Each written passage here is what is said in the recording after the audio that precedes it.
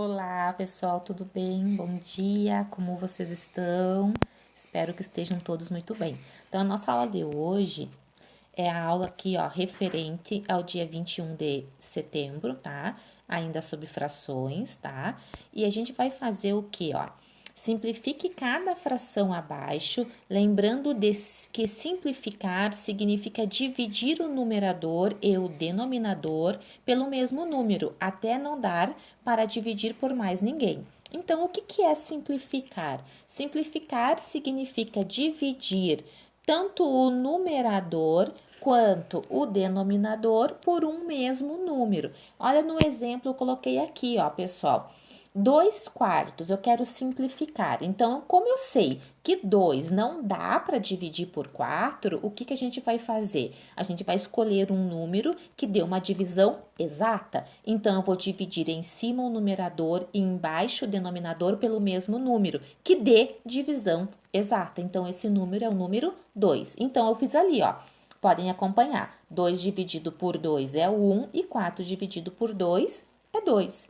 1/2 é uma fração final, né? É a nossa fração resultante, tá? A nossa fração irredutível. Por quê? Porque eu não consigo mais dividir por ninguém, certo? Aí eu coloquei um outro exemplo aqui, ó, pessoal. 19/57, né? Eu quero simplificar. Normalmente, quando os números são um pouco maiores, vocês devem primeiro testar pelo próprio numerador, ver se vocês não conseguem uma divisão exata. Então, aqui eu testei, ó, fiz 19 dividido por 19 e fiz 57 dividido por 19. Então, 19 dividido por 19 é 1 e 57 dividido por 19 dá 3. E com isso eu cheguei nessa fração irredutível. Então, lembrando que para ser irredutível é quando acontece o quê? Quando você não consegue mais dividir por ninguém, ó. 1/3 eu não consigo mais dividir por ninguém. É a minha fração resultante, é a minha fração irredutível, né? Não posso mais dividir por ninguém. Então, agora que todas essas outras que vocês têm aqui, ó, vocês têm que escolher em números que vocês podem dividir tanto o numerador quanto o denominador, que dê uma divisão exata. Certo? Aqui eu já coloquei um outro exemplo, ó, deixei prontinho para vocês, 63/119, né? Já foi simplificado e resultou em 9/17. Aqui embaixo, pessoal, ó, bem aqui, ó, vocês têm aqui, ó, mais alguns exemplos, tá? De simplificação, por exemplo, 6/18, tá?